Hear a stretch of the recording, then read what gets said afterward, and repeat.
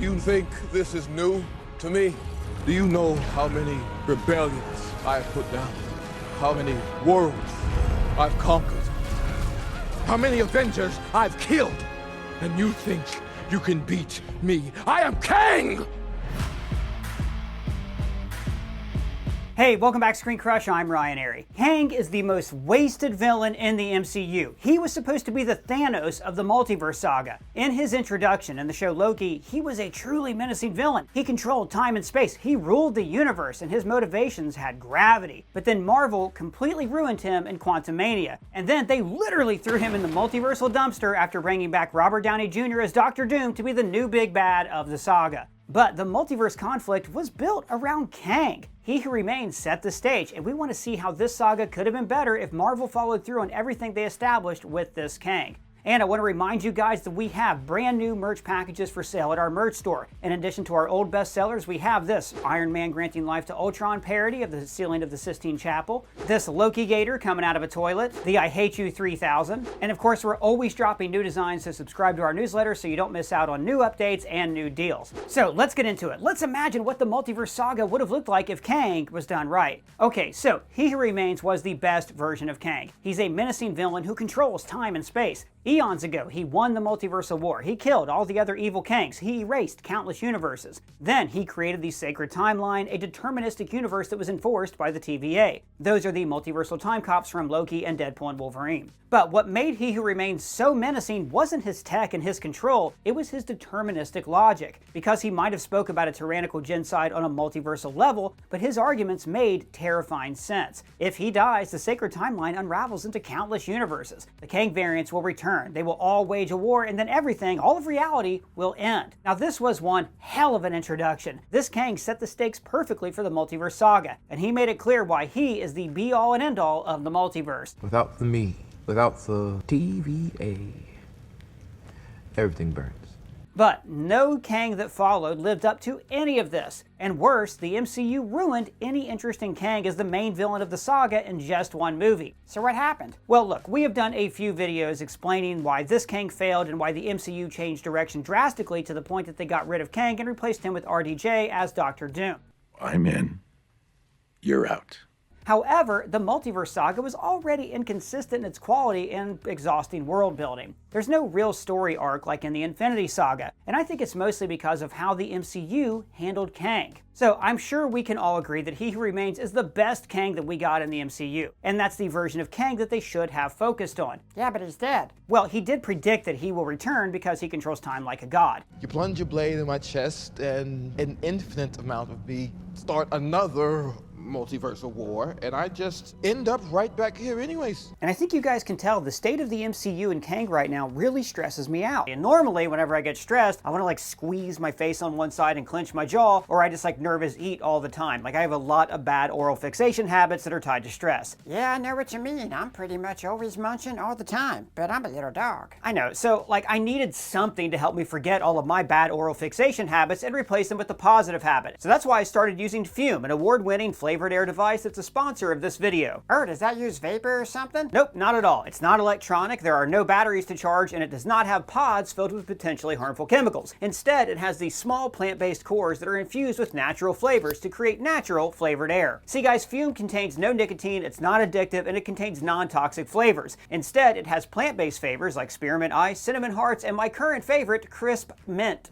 That's why your breath smells so nice. Oh, I thank you, but mostly I just like that it still gives me something to reach for when I feel anxious. It even has movable parts for fidgeting that make an incredibly satisfying sound.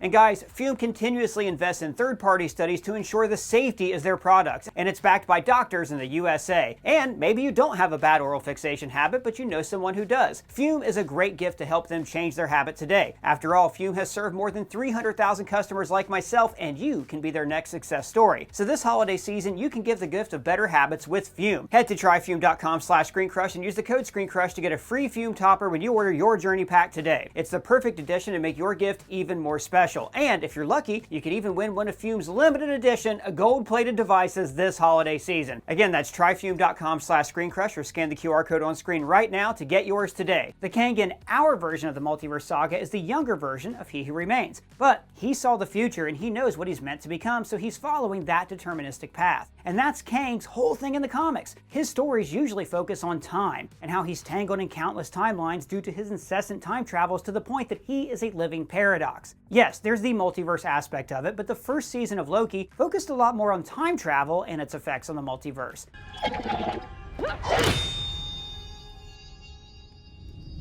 What did you do?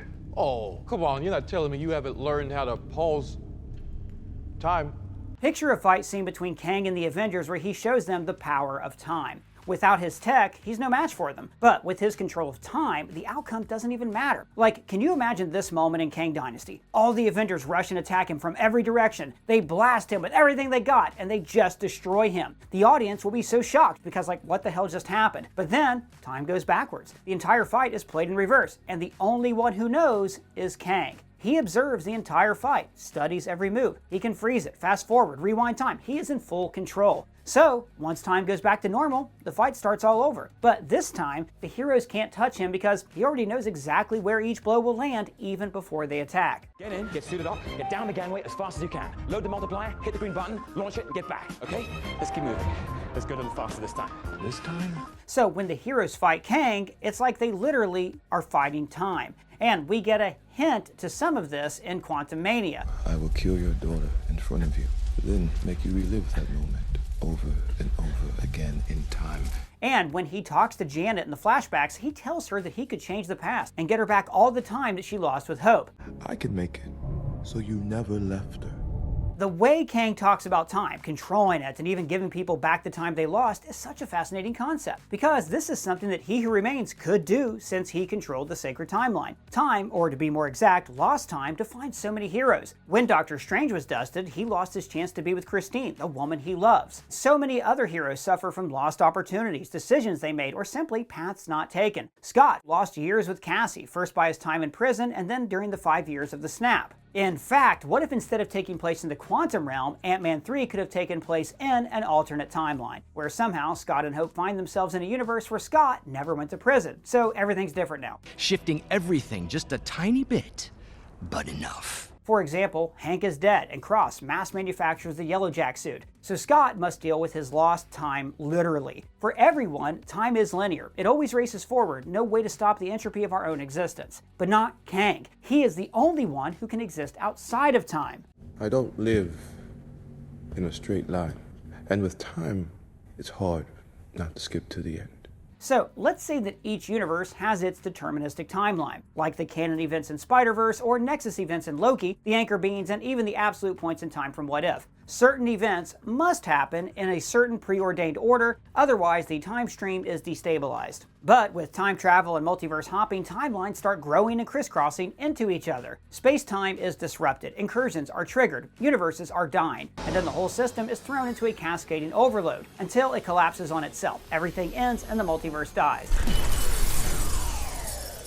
This kind of chaos is what Kang must prevent. The irony, of course, is that he and his variants are responsible for this chaos. But Kang saw the future. He knows how it ends. It is his destiny to become He Who Remains. Because of time travelers like Kang, time becomes a loop. There is no more definitive beginning or end. It's a cycle. It's like a snake eating its own tail. You know what? It's a lot like Terminator, where John Connor sends Kyle Reese back in time to save his mom Sarah and make a baby who grows up to be John, who sends Kyle Reese back in time to save his mom Sarah and make a baby who grows up to be John, who sends Kyle Reese back in time to make a baby with John. Hey, welcome back, ScreenCrush. Person. Yeah? You terminated again. Sorry, I was looping. Every event on this Earth 616's timeline needs to play out precisely as it is supposed to. He knows what he must do, and that is such a freaking depressing story for a villain. I will do whatever you ask. Good. Just help me save Padme's life. There is no choice. Any deviation from that destiny means the end of the multiverse. So he experiences time like Paul Atreides or Dr. Manhattan, or like Doctor Strange when he used the Time Stone. What makes Steven so interesting when it comes to the multiversal conflict is that he is also a very pragmatic person. His duty compels him to see the big picture. In the grand calculus of the multiverse, Their sacrifice means infinitely more than their lives. To make the hard choices to ensure reality is stable. Well, most of the time, when he's not being a stupid idiot. The entire world's about to forget that Peter Parker is Spider-Man. But Stephen's choices in Infinity War should have defined his story against Kang. He used the Time Stone to witness millions of possible timelines. He gambled half of all life in the universe for that perfect outcome. You said 1 out of 14 million we win, yeah? Tell me this is it.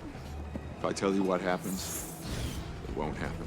And that's exactly what motivates Kang. Kang can justify his actions because he follows a very narrow path for the best future. I've gone through every scenario. This is the only way.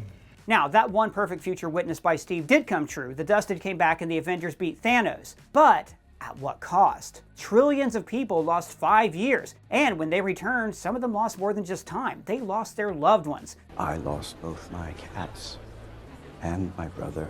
Stephen himself misses his chance to be with Christine, the woman he loves, because he was dusted and she moved on. So no one understands the terrible consequences of making these huge choices better than Stephen.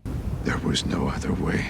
So what if instead of Stephen just randomly stumbling into the Illuminati in Multiverse of Madness, they actually arrest him for messing with the fabric of reality with the memory spell, because that triggered an incursion. And when the Illuminati confronts Strange, he discovers that their leader is actually Kang. But wait, why would Kang need the Illuminati if he's got the TVA? Well, okay, about that. Let's just say that the TVA only enforced the sacred timeline after Kang won the Multiverse of War. So, relative to the timeline, Kang didn't create the TVA yet, so they don't exist. These timelines are so confusing.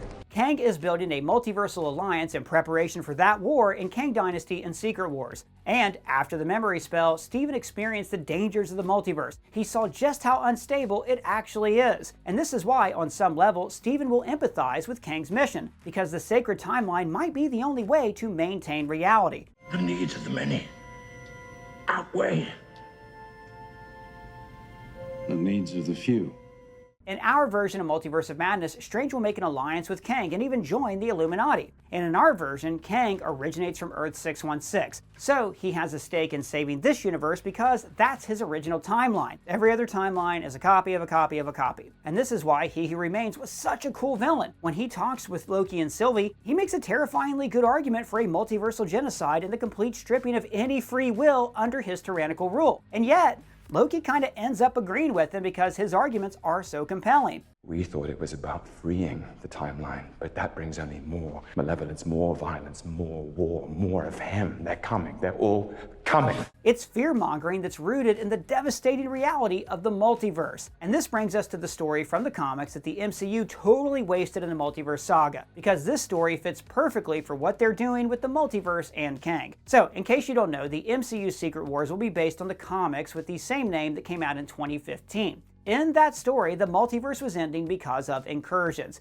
So there's a great story leading into Secret Wars that's called Time Runs Out. And this should have been the main story for the saga. In Time Runs Out, different heroes and villains try to stop the incursions. During this story, Earth 616's Illuminati ended up destroying other universes to preserve their own. Or why would they destroy other universes? Well, because in the comics, the incursions actually had stakes, unlike in the MCU. You see, when an incursion is triggered, two alternate Earths start colliding. If they destroy each other, their entire universes are erased. But if one of the Earths is destroyed during the incursion, then both universes are saved. Did it, Patrick! We saved the city! Just think what might have happened if we didn't tell everyone about the monster!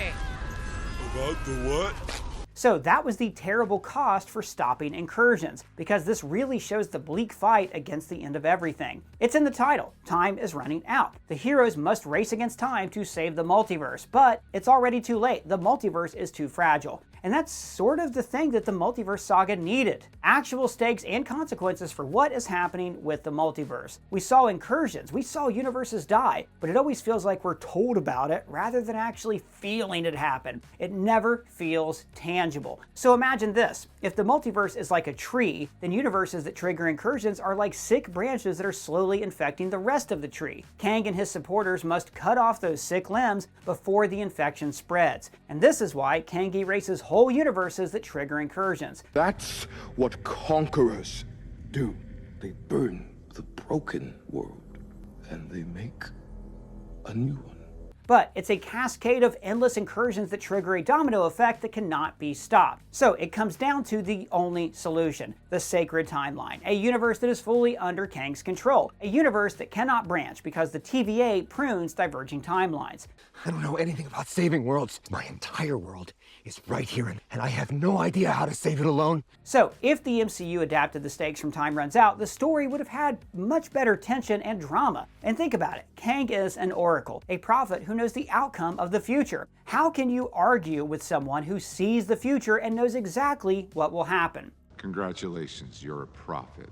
And Kang should manipulate events on Earth 616, even in stories that have nothing to do with the multiverse. For example, Kang could be behind the conflict between Wakanda and Talokan. He could have sent the 10 rings from the far future. He might have placed the Necro Sword so Gore would kill gods. Now sure, this might rob all the villains from their agency, but if time is the main theme of this saga, then it actually makes sense for the story if Kang paves the way for most of the conflict in the saga, setting the stage for the eventual multiversal war so he could fulfill his destiny.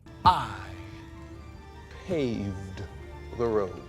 So imagine this, after the memory spell in No Way Home, the entire world is now aware of the multiverse, and this starts a new arms race that leads to a multiversal war, because every universe is at risk, and it doesn't matter if it's nefarious invading forces or simply negligent multiversal travelers. Any of them can trigger incursions and kill universes. So now, certain factions start creating deterrents against multiversal threats, like the government taking action against Wakanda to harvest all their vibranium because it could be used as a weapon to protect the universe. And eventually, there will be those who will strike first to eliminate any threats to their universes. But this ultimately is the very thing that will speed up the death of the multiverse, because this starts the Kang War, and that's how everything ends in Avengers: The Kang Dynasty. What are you going to do? Win. This existential crisis of the multiverse should have created conflicts among the Avengers, because there will be a moral decision on how to deal with the incursions, even if it means taking a drastic measure to save the multiverse, or at the very least, Earth 616. And we see a glimpse of that in No Way Home. Oh, some of these guys are gonna die. Parker, it's their fate. In the Time Runs Out story, Strange resorted to using some serious dark magic. He even got a third evil eye, just like in the movie. And then he traveled the multiverse to discover the source of the incursions, and eventually Strange worked with Dr. Doom to save the multiverse. So the same thing should happen in our version of the Multiverse Saga. So Doctor Strange is going to be evil now? Well, no, the evil eye might corrupt him, but he's still one of the good guys. Of course, in the end, Steven will turn against Kang, but I think having him as almost an anti-hero during the saga would have been really interesting. Now, other than Doctor Strange, Kang will seek to recruit the smartest man alive. The stretchiest man alive? Yeah, and I'm not talking about Jim from The Office. Identity theft is not a joke, Jim. Millions of families suffer every year. We need to see Kang meet the MCU's Reed Richards. Mr. Fantastic had a crucial role in the multiverse conflict in the comics. He creates a device that allows him to look at other universes like it's a window, and later he meets an alliance of his variants who are working to improve life in the multiverse. Now, the MCU's Fantastic Four are going to be coming from a different universe, but this could still work. Kang is a descendant of Reed Richards, so if Reed studies the multiverse, it makes sense for Kang to seek him out. Because Reed is obsessed with fixing everything, he always tries to find a solution to make the world a better place, even the multiverse. That is what he's all about. Intelligence is not a privilege, it's a gift, and you use it for the good of mankind. And Kang can exploit this desire to use it in a multiversal war. In fact, this could all be part of the loop that Kang himself created. He created the multiverse traveling tech that Kang ends up using in the far future. So Kang needs Reed to fulfill his part in the timeline so his future could happen. Because, just like everyone else, Kang is at war with time. Time is not what you think it is. It's a cage, and it does everything it can to break you. His entire life, Kang knew the end of his story. He is the author of the end of the multiverse and the creator of the sacred timeline. The main theme of the story should be about the conflict of free will versus determinism. For he who remains in Kang, there's this depressing realization that he will need to do all the terrible things he's done in the past, but he has to do them over and over and over again. Nothing matters when the multiverse is already written. But this poses the question, is the multiverse truly deterministic and everything Kang predicted is destined to happen? Or does Kang actually shape the future with his choices? But all of his choices are rooted in the future he saw. And don't worry about the vase. What vase? What's really going to bake your noodle later on is, would you still have broken it if I hadn't said anything? So that means that there is such a thing as free will, but Kang simply follows the calculation of countless branching futures and acts based on the actions of He Who Remains. So in the end, he's just a prisoner of time, just like everyone else. In contrast, the heroes believe in free will and the hope to change and evolve, to have the power to make different choices and find a better path for the multiverse. And this makes for a far better story than just the Avengers fighting an army of Kangs with lots of cameos. Some of still trying to ice skate uphill. Alright, so this is how Kang the Conqueror could have been better in the MCU. And hopefully one of these days Marvel will give Kang a second chance with a new actor. So let us know what you think about our ideas and what other wasted villains or stories you want to see us talk about. Big shout out to Pavel T, who wrote and edited this video. You can find his links below. And if it's your first time here, please subscribe and smash that bell for alerts. For ScreenCrush, I'm Ryan Airy.